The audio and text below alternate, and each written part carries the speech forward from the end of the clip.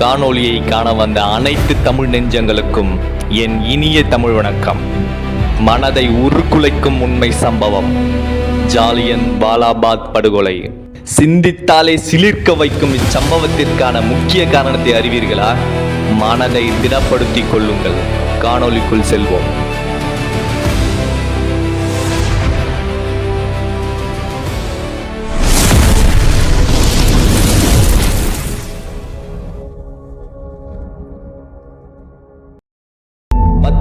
நூற்றாண்டில் நம் இந்திய மக்கள் சுதந்திரத்திற்காக போராட்டம், புரட்சி, தியாகம் ஆகியவற்றை கையில் எடுத்து ஆங்கிலேயர்கள் செய்யும் அடக்குமுறை ஆட்சியை அழிக்கவும், அவர்கள் செய்யும் கொடுமைகளை எதிர்க்கவும் வீரமாக நிமிர்ந்து நின்றார்கள்.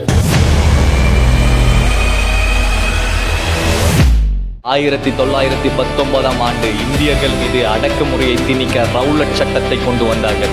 இதை கருப்பு சட்டம் என்றும் கூறுவார்கள். இச்சட்டப்படி எக்காரணமும் இன்றி இந்தியர்களை சிறையில் அடைக்க முடியும். ஆதலால் இச்சட்டத்தை எதிர்த்து நாடு முழுவதும் இந்தியர்கள் போராட்டத்தை கையில் எடுத்தார்கள்.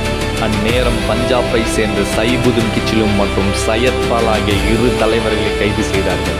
இந்நிகழ்வே அக்கோர படுகொலைக்கு ஆரம்ப கட்டமாக அத்தியாயம் போட்டது.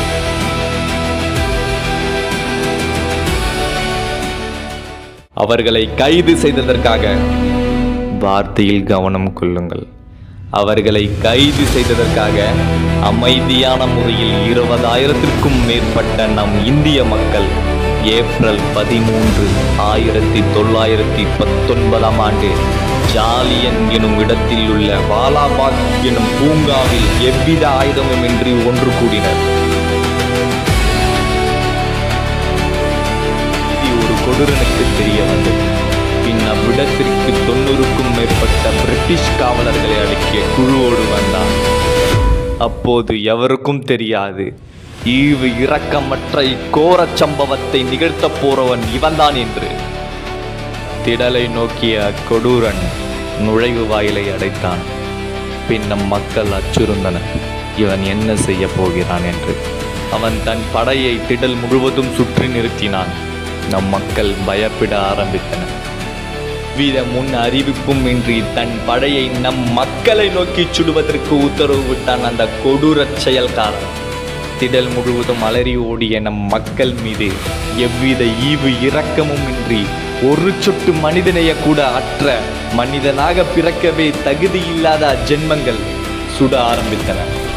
திடல் முழுவதும் இரத்த வெள்ளத்தில் மிதந்து கொண்டிருந்தது. பார்க்கும் இடமெல்லாம் நம் மக்களின் சிதறி கிடந்தன. அச்சம்பவத்தில் உயிரிழந்த நம் இந்தியர்களின் எண்ணிக்கை இன்றளவிலும் சரியாக தெரியாது. தோராயமாக 379க்கும் மேற்பட்டோர் இறந்தார்கள் என்று அதிகாரப்பூர்வமாக வெளியிட்டனர்.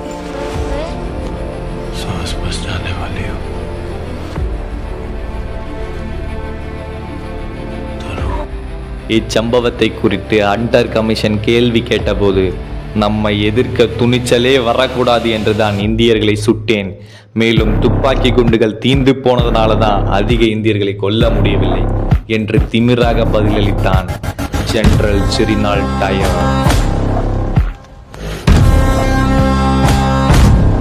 இவ்வளோ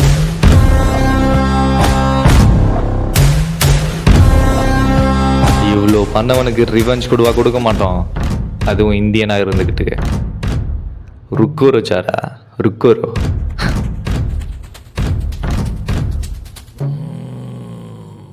அக்கோர சம்பவத்தை கண்ணீருடன் கண்ட ஒரு சிறுவன் சபதம் எடுக்கிறான், இதற்கு காரணமானவனை கொலை செய்வேன் என்று. சரியாக 21 வருடங்கள் கடந்தன. ஜாலியன் வாலாபாக் படுகொலை நடந்த அதே நாளில் லண்டனில் ஒரு மீட்டிங் நடக்கிறது. அதில் இந்த படுகொலை செய்ய உத்தரவு கொடுத்த மைக்கேல் ஓட்வயர் பேசத் தொடங்கினார். ஜாலியன் வாலாபாக் படுகொலை நிகழ்த்துவதற்கு எனக்கு எந்த ஒரு குற்ற உணர்வும் இல்லை. பிரிட்டிஷ் வாழ்வதற்கு நான் என்ன வேண்டுமானாலும் செய்வேன். ஆப்பிரிக்கா மேல கூட இது போன்று ஒன்று நடத்தப் போகிறேன் என்று சொல்லும் பொழுது அக்கூட்டத்தில் இருந்து ஒருவன், அதற்கு நீ உயிருடன் இருந்தால் தானடா என்று கூறி டயரின் நெற்றியில் தோட்டாவை செலுத்தினார் நம் இந்திய நாட்டின் வீரமகன் உத்தம் சிங்.